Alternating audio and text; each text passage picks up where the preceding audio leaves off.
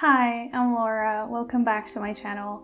This video is completely different than any other video that I've ever made and uploaded, but it's a very special and a very important video for me to make. I want to share my grieving journey with you. A year ago, my mom passed away, and I want to tell you what it's been like to grieve, what it's been like to live without her, and I want to update you on how I'm doing, I guess. So if you're interested in learning more about my life and my personal journey and about who I am as a person, you can continue watching this video. I will appreciate it. If not, that's totally fine. I completely understand, and you can stop watching the video right now. If you found my video and you're grieving, I hope my video is going to bring you some consolation, or at least you will feel less alone. But I will not be giving any professional advice. I'm not a counselor. This video is basically a video that I would watch when I was going through the grieving process myself. So let's just start. So I'll just give you a bit of context here. My mom died on March 19th, 2019. She died of pleural cancer, which had metastasized to her lungs, her bones, her lymph nodes, and her brain. So when she died, she was in stage 4 cancer. Pleura, if you don't know what it is, it's a protective lining around lungs, and this is the place where my mom first discovered that there was a tumor there. In 2012, and back then there was this operation that she had undergone, and one piece of her lung was cut out, and this tumor from her pleura was also cut out. Everything was fine after that. However, the cancer came back in 2017. My mom had undergone another operation and then a series of chemotherapy and radiotherapy, and in March 2019, after chemo, after radiotherapy, after many surgeries and everything that she could possibly do, she died. Her death was a shock to me because she kept me in the dark. She never shared the worst things about her illness, about her cancer. We never really talked about her possibly passing away. We never really talked about how bad things really were. My mom just wanted to protect me because she loved me so much. And when she died, I was shocked because just as everybody else, including my mom, we knew, we believed, and we hoped that she would get better. So it's been a year, and I'm making this video right now to share my experience. There are 4 main reasons as to why I wanted to make this video, and the first one is I want to bring awareness to the topic of death, specifically to the death of parents at early age, premature death of parents, because I think that we as a society, we are used to the fact that people die. This is not uncommon, but we are also used to the time when people die. I don't want to generalize, but I think that we are not so shocked when people lose their parents when their parents are at the age of 60, 70, 80 or older, simply because we know that probably that was their time and they had to pass away because of many reasons. And my mom died when she was 47, and she was an active person, and she didn't have any addictions, and she was a very strong person, and she died prematurely, and she left me and my brother me at the age of 23 and my brother at the age of 20. And I don't think these instances are talked about in public, in the conversations about death. And I think it's really important that we talk about it, because the more people talk about it, the more people who it happened to can find consolation and support. So this is the first reason why I'm making this video. The second one is I want to help people who are grieving right now. I watched many videos of people sharing their stories and sharing their grief experiences, and it helped me immensely. So if you're watching this video because you are grieving, I hope you can take something away from this video for yourself. The third reason is I want to help people who are close to people who lost some members of their family or their close friends or anybody who was important to them. If you're a friend of a grieving person or a spouse or a family member of a grieving person, maybe you don't know what to do. Maybe you don't know what to say. Maybe you can't imagine what they are going through, and maybe my video is going to help you with that. And the fourth and the last reason is I want to share what's been happening to me, because I've been sharing some of my experience on Instagram, but not fully, not in much detail. It was just a sporadic post here and there. But I think that it's important that you know that ever since I started my channel, because I started my channel after my mom had passed away, I have been dealing with grief and I've been processing grief, and I want to tell you about it because this is who I am, and I want to not educate maybe, but share and show people that sometimes you don't even know that someone may be going through something. So this is why I'm doing this. So first, I want to share what it's been like to deal with the immediate grief, what happened just after my mom had passed away. So my mom passed away in the morning at around 7 a.m. and I was woken up by a phone call. It was my mom's partner who told me that my mom had passed, and I woke my boyfriend up and I told him about it, and I made a very important phone call because I had a close friend, I still do, who lost her father, and that was the only person that I could think of that I really needed at that time, just like minutes after I found out. And I called her and she gave me support. She told me exactly what to do. She told me that I should just focus on being here, being with my mom, being there for her, and being there for everyone who needed me, and being there for myself. And she also told me not to alienate myself from other people. And it made my life easier at first. I was sleeping a lot. I was watching a lot of Gossip Girl because I just needed a break from crying and from thinking and worrying about stuff. So the first few days were really just a mix of crying, sleeping, and watching Gossip Girl. When the funeral came around, I knew that I needed to write a eulogy, and I did. I won't read it to you, but I still have it here, and I read it, and that was the first moment after my mom passed that I realized that it can get easier. Because those few days were really dark and gloomy. There was support coming to me from many different places, and I was never alone, but I was grieving. I was really sad and depressed, but when I wrote the eulogy, it kind of showed me that there's hope.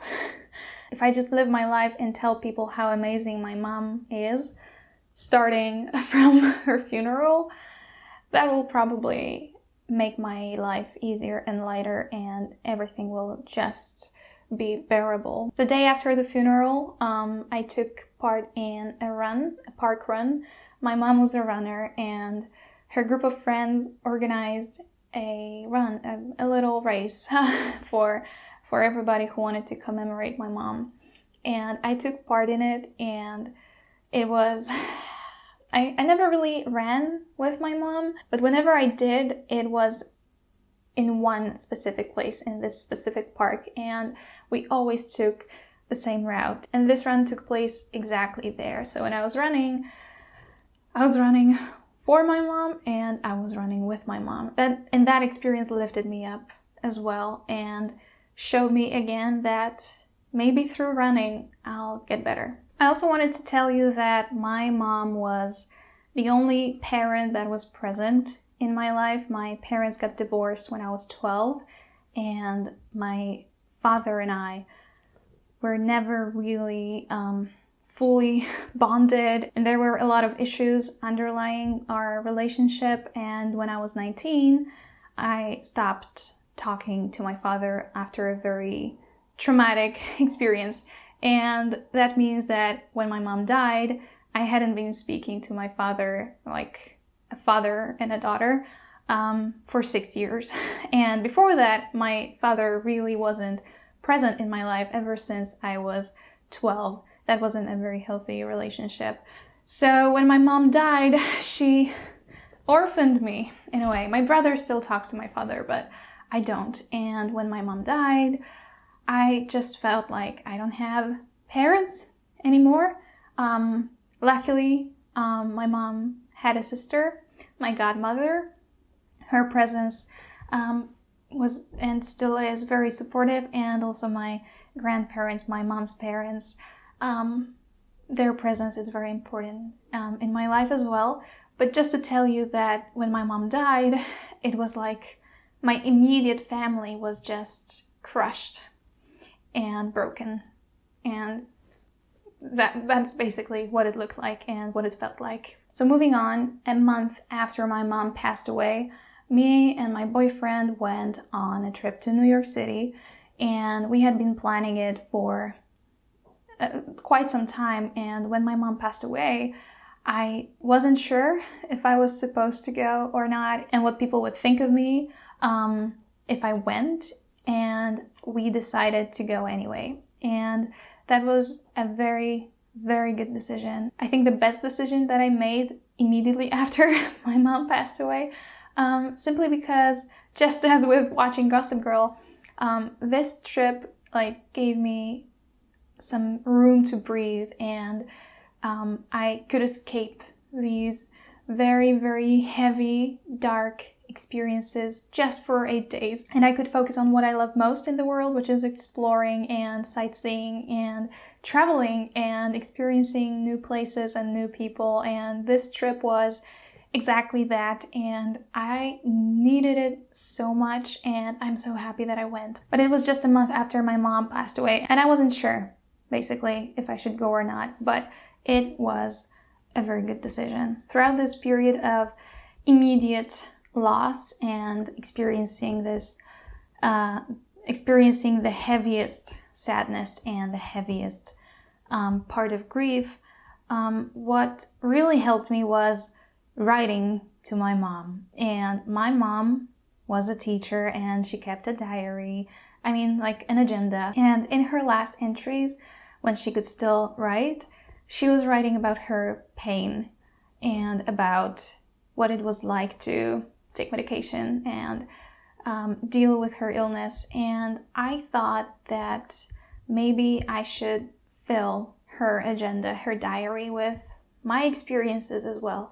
And this is what I did, and it was cleansing, and it gave me a sense of continuity, because I was still writing in my mom's agenda, and I felt like I was keeping her alive in that way. That was one of the many ways in which I was keeping her alive.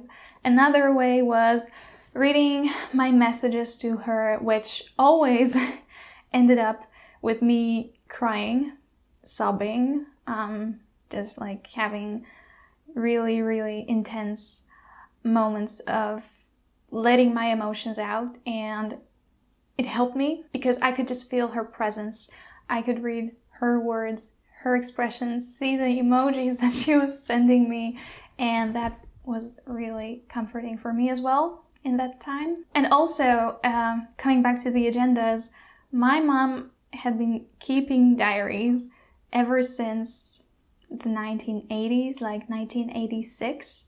So in my house, I found a collection of more than 20 agendas, 20 diaries, which I could just browse through and go through and read. And that is such a blessing to have this record of my mom's life in her own words, and just having everything that she had ever done ever since starting writing things down in diaries. Just reading about the things that she was doing on specific days, or seeing the entries on the days when I was born, or when my brother was born, or on my first birthday, or on the day that I started to teeth, or on the day that I started to talk. That was something that my mom never really showed me, but something that I really appreciated that I had. And when I was reading them, I also found a lot of pictures that my mom never really showed me because they were never put into an album. So when my mom died in March, many important events and things happened in the first 2 to 3 months after she had passed away. The first being that I found out that I had been accepted to a PhD program, and my mom wasn't there to see it. Another one was that I submitted my MA dissertation, and I graduated from university, top of my class, and she wasn't there either. In May, it was Mother's Day, and that was the first Mother's Day that I experienced without her, 2 months after she had passed away. And that was a very difficult day. Just before Mother's Day on May 23rd, it was my 24th birthday, and I was 24, I was turning 24, and in June my mom would have been 48, and that was our thing. We were 24 years apart, and that was our thing, and I was turning 24, and I couldn't really share that with her. And all of those moments were these important milestones. I also started my YouTube channel, and she wasn't really there to see it either. So that was really intense. That was a crash course on how to deal with the fact that your mom isn't there when you're experiencing these incredibly important milestones and moments in your life. So it was difficult. It was definitely difficult, but that was part of the process. And during these first few months after my mom passed away, I realized that what brings me most comfort is talking about her, talking about my experiences, and just letting my emotions out in a very safe environment. And I knew that the best option for me would be to find a good therapist, and I did. I found a therapist in April after I'd come back from New York City, and I'm still seeing her, and she is an incredible therapist. So during my therapy, I think I can make a video about it if you want, but during my therapy, I discovered so many deep layers of my relationship with my mom. I healed many things. And if you take away anything from this video, is that therapy is key. And I'm not only talking about grief, I'm talking about anything that you struggle with, be it negative that you can't really handle, or be it you just want to live your best life and you want to have someone to help you do that. And I highly recommend finding a good therapist for yourself. Find someone that you mesh with, find someone that is good for you, and the results are beyond what you can expect and beyond what you can imagine. So therapy, I don't know who I would be without my therapist. So after I'd graduated in June, I had more time to really focus on my grief, and I went home for a few weeks in total, and I was decluttering my mom's stuff. I was going through her clothes, through her books, through her materials, because she was really into handmade clothing and jewelry, and She was a bit of a hoarder, so there was a lot of it. And there was a lot of things that I really wanted to give to other people because they would make use of it. Going through my mom's clothes and books and notebooks and agendas and everything that she wore and used on a daily basis, or things that she had kept ever since I was a baby. And her maternity clothes, I could still see them, and I was like, why, Mom, why did you keep that? But going through that was also a therapeutic process for me, I think as it is for everyone who's grieving. And that was extremely helpful as well. And the last moment that I want to really focus on when it comes to my grieving journey is that I was supposed to start my PhD studies in September 2019. But when my mom died, I realized that I couldn't do that yet.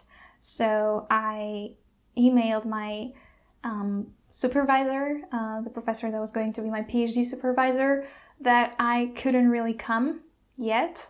And I explained my situation to him, and he was like, okay, sure, you can postpone your PhD, and that is not a big deal. Of course you can do that. So my life was supposed to be completely different. I was supposed to go to London, and I was supposed to be living in London right now and doing my PhD in linguistics.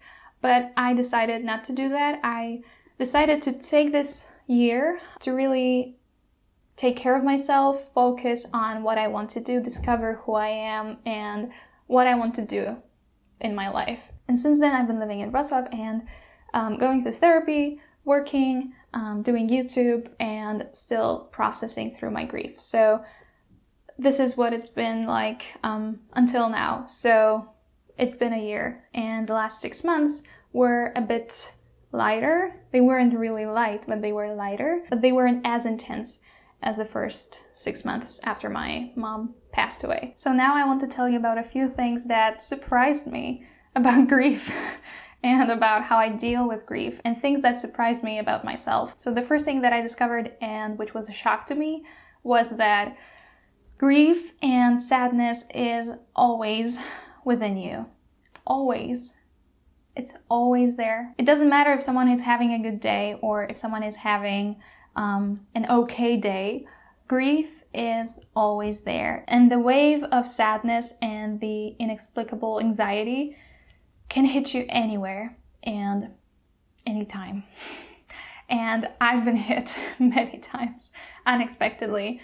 There were moments when I was super anxious, stressed, nervous, and I hadn't been thinking about my mom for some time, and I wasn't really sure about why I was feeling the way I was feeling. And it turned out that my feelings were bottling up and I wasn't letting them out. So it just came to a point when I couldn't really function if I didn't release all of these emotions. So that was something that shocked me. Also, along this point, I am really good at not dealing with my emotions. I can go a whole day without addressing anything that I'm dealing with. If I'm, for instance, working or I'm really focused on a task that I'm doing, I can just think about my mom or about something that makes me sad, and I say to myself, okay, I'll deal with that later, and later never comes. And my therapist tells me that it's like I'm putting all of my emotions inside a drawer and I'm closing the drawer, and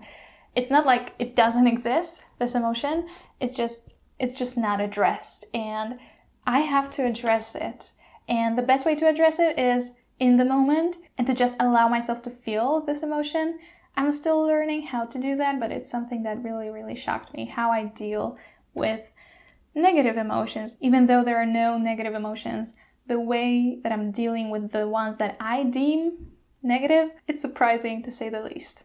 Another thing that surprised me was that there were people who were once really close to me, but that couldn't deal with my grief, and they are no longer in my life, and that's okay. There are also new people in my life that I wasn't really expecting to become friends with, or I never really thought of them as people who could be close to me, and they are in my life now. And I think that I accepted the fact that not everyone could help me, not everyone was able to help me, and that there were people who I didn't know, even, like strangers, but they turned out to be people who helped me a lot. I also learned that you have to teach the people around you how you want to be treated and what you can accept and what you don't accept. And you have to tell them that. You have to communicate your needs very clearly. And this became very apparent to me when I discovered that I was having fights with people in a way that I was having fights with my mom. And if you've ever fought with your parents, you know that it's like you can tell them everything and you can push each other's buttons the best, and you know exactly what to say to make them hurt, and you also know where the line is and when you crossed it. And for me, the line that I had with my mom was a lot farther than the line that I had with my friends. And sometimes I found myself fighting with my friends in a way that was not acceptable. I was just too much, and they didn't know what I was doing, and I didn't know what I was doing. And I realized that it was a topic that I would fight with my mom very often, and I fought about it with them in the way that I would fight with my mom about it, and that was not okay. And I had to learn how to be around people, but also I had to teach them that, you know what, I just did that because I miss how I fight with my mom. And this is something that you should also say, because there was an explanation for my behavior. I apologize. It was something that I couldn't control at first. So you should always try to communicate what you're going through to everyone and be really open about it. Another thing that surprised me was that I really needed to learn how to allow myself to grieve, because I'm this kind of person that does a lot of things. And just as I told you about me not dealing with my emotions, I needed to learn and accept the fact that I won't always be 100% productive, that I won't always have good days, that having bad days is not bad, that having days when you just feel like crap and you just want to cry all day is okay. I had to really accept that and learn how to deal with that. Another thing that surprised me was that I missed every single aspect of being my mom's daughter, and that includes fighting with her, but also like spending time with her doing absolutely nothing and sending her messages about my day every day and doing things that only we could do, like eating breakfast in the morning on the weekends when I would come home. And that's something that I wasn't prepared for, because I thought that I would feel this general sadness that my mom wasn't there, because I had never lost anyone before my mom. And to experience this loss and this lack of her presence in every single moment of my life that I took for granted was traumatizing and intense, and I had to learn how to continue my daily life, how to go on with my life, how to continue doing the things that I would normally do and then tell my mom about without telling her about it, or just writing to her about it in her agenda, but that wasn't the same. And I had to learn that my life was going to look like that now, that I will not have breakfast with my mom ever again, and that I will not tell her how happy I am that I bought a very nice set of workout clothes that only she could appreciate. Just experiencing this grief in every aspect of my life really shocked me. And it took a long time to accept the fact that in every single one of my life situations from now on, she won't be here. And everything that was ever normal for me is not going to be the same anymore. And I had to redefine my normal, like what my normal days look like. And that was a bit tough, I'm not gonna lie, but it also shocked me because I wasn't expecting that at all. And also I realized that my mom was my best friend, and I had a few best friends in my life, but all of them, like all of these friendships always ended, and it was my mom who was with me by my side all my life. And I think I knew it deep inside at some level that, I mean, I loved her so much, and I always told her how much I love her and how I appreciate her and how grateful I am for her. And you guys know me, you know how open I am about talking about gratitude and love and happiness. So my mom knew how special she was to me, and I knew how special I was to her. We cried about, we always made each other cry with how much we loved each other. But I never thought of her as my best friend. And when I lost her and when I experienced these shifts in my friendships because of me grieving, I realized that it was my mom who was my friend, my best friend. For the majority of my life, she raised me on her own, and she taught me how to be strong. She taught me how to be assertive, how to stand up for myself, which I did many times. She taught me to believe in myself. She taught me not to give up. She taught me so many things. Like, I am the person that I am today because of who my mom was as a person. She was strong. She was bold. She was beautiful. She was kind. She was radiant with joy, and she was passionate about so many things. And I learned so much from her. But thanks to that, thanks to how much she influenced me and impacted my life, and we bonded together so much on such a deep level that I've never seen in any other mother-daughter relationship in my life before. And we were doing so many things together and doing them separately or together, but always like sharing our experiences, and just like there was no other person like her in my life. And I can't share what I shared with my mom with anybody else in this way. Nobody can relate to what I'm saying in a way that my mom would relate to it. And this lack of her reaction, lack of her presence, lack of her responses, lack of her insights, lack of her experience, just lack of her as a person made me realize how much I depended on her, how much I took her for granted as my best friend, and how much I should have appreciated her more. So that shocked me to my core, and that's something that I am still processing. The fact that I always had my best friend by my side all along ever since I was born. It is an incredible discovery, a painful one, but also an eye-opening one for me, definitely. Now I want to talk about the things that helped me, and it's going to be the last part of the video in which I'm also going to say how I am doing, basically. So what helped me was reading my mom's diaries, going through her photos, going through her old stuff and her clothes and all of the things that she owned. I felt as if I was spending time with her, and I kept her alive, and it was something that I really needed to do. And something that I'm still doing sometimes. On very, very special days like my birthday, her birthday, All Saints Day, Christmas, I was always letting myself be emotional and feel whatever I needed to feel. And for instance, on my birthday, I recorded a video for my mom. It was 2 months after she had passed away, and I told her everything that I was feeling that day.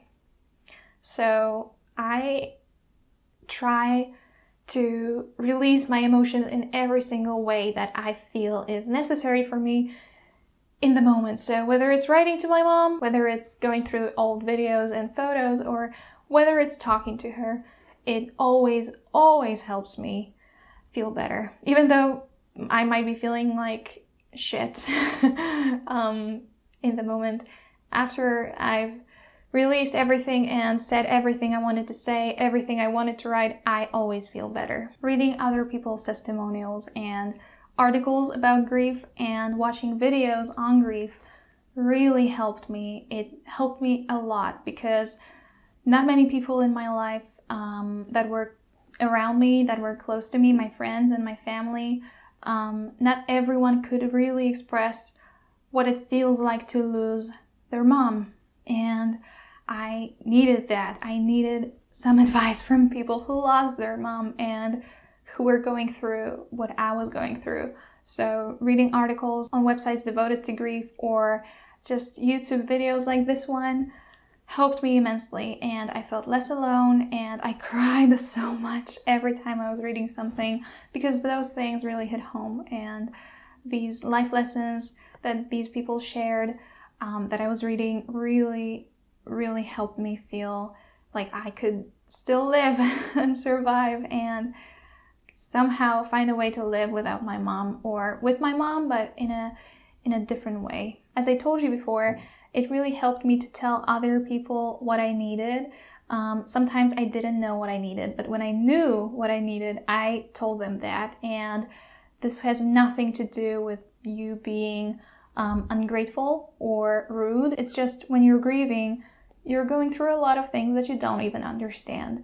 You can't even begin to understand. And when something is not helpful and you don't speak up, people will continue to do that. It won't help you get better. Sometimes I needed some specific exact things that would help me, would support me. Sometimes I didn't know what I needed, and that's also okay because you never know what's going on in a person's life, whether they are grieving or whether they are with you, like when you're grieving. So there is no point in being angry at each other or just hiding your true feelings. So being really clear about what I needed helped me so much. It helped me so much, and it still does. It still does. And following that, telling people what I was going through, that was such help.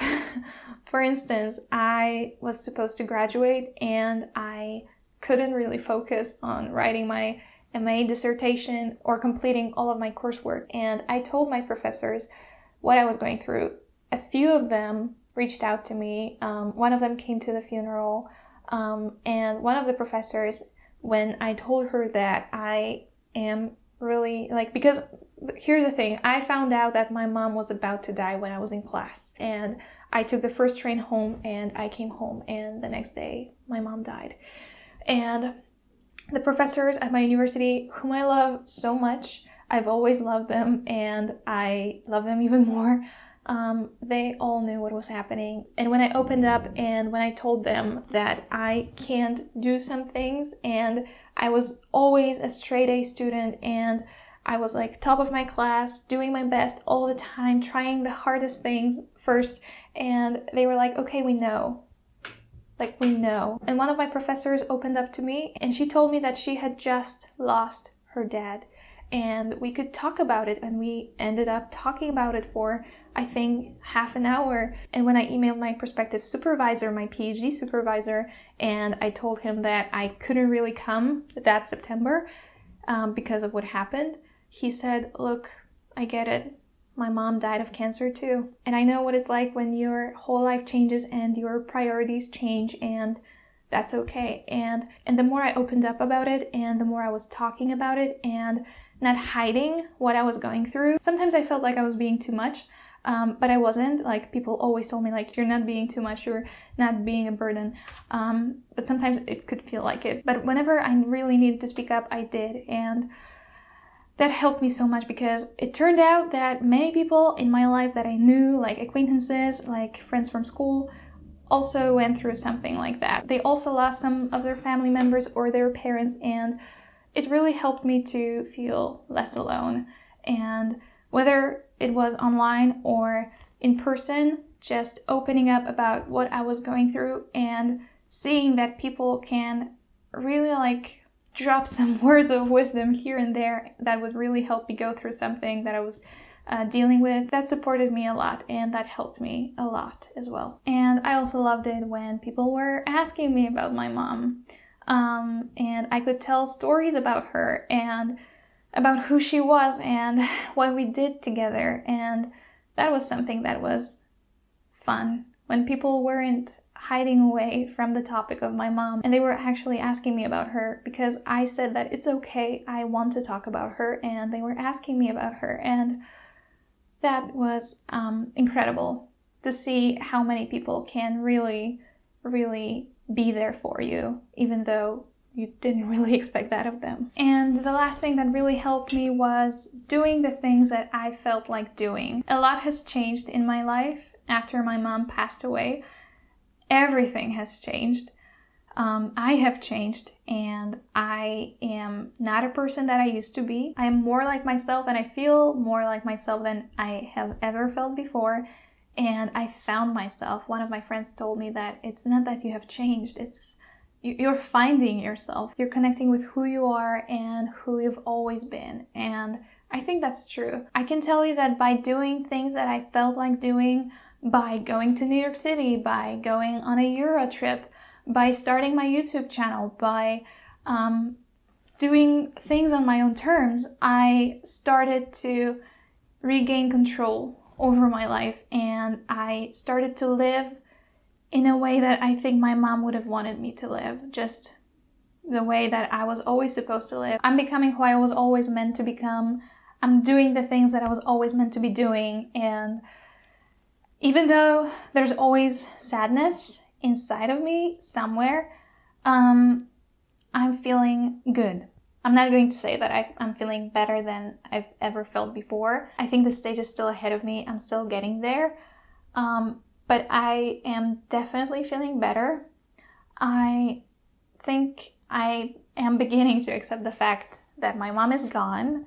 I don't know which stage of grief I'm in, but I think that I'm doing okay, and I am feeling really good. And this video is turning out to be a very good one because I was expecting to cry. Like, I think I almost cried twice. But my friend told me that even though the first anniversary of my mom's death was approaching, I should focus on celebrating who she was, how she raised me, and how, thanks to her, I am becoming the woman that I was always meant to become, and that she would be proud of me and that I should be proud of myself.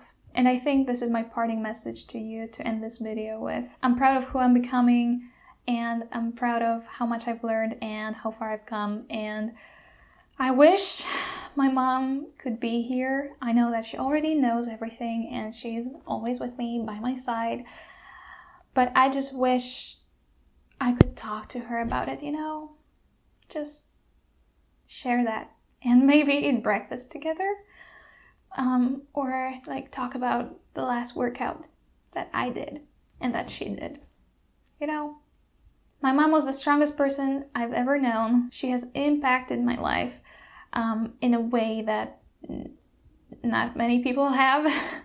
And I know that everything that I do, everything that I am, and everything that I will ever be is in some ways and in some part thanks to who my mom was and how she raised me and how close we were as mother and daughter. I would like to thank you for watching this video, and if there is anything that I want you to do right now is I want you to express love, gratitude, and share and spread happiness with the people that you love, and be grateful. Like, gratitude is one of the things that also saved me.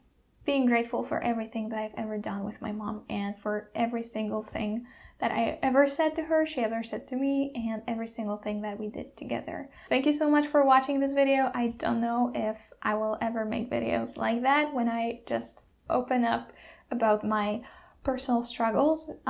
It depends on whether you want it. I think I may make videos about therapy and self-discovery, but I think I'm doing okay now. I just want you to know that you're not alone and that everybody is going through something, whether you know about it or not. And this is something that I've been going through this past year. You can subscribe to my channel if you want to watch more of my usual videos, and you can follow me on Instagram if you want to see some pretty pictures of me and some words of wisdom that I share there. And that's it. Thank you so much. I love you, Mom. I love you so much. And I miss you. But I'm okay. Bye.